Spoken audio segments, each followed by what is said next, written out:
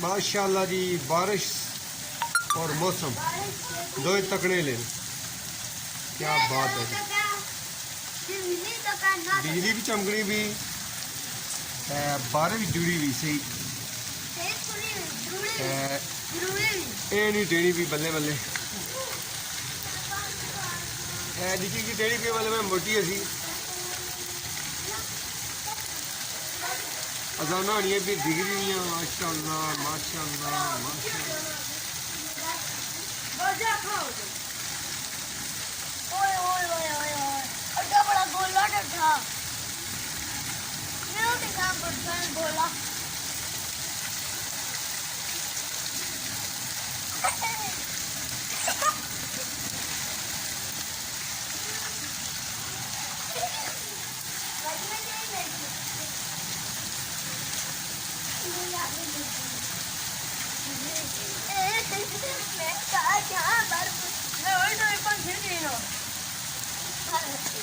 तो ये रखी किन्ने ना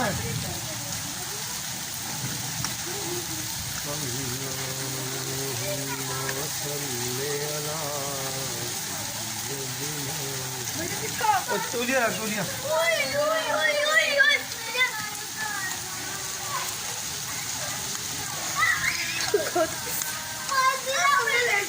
तको जी एंड देनी भी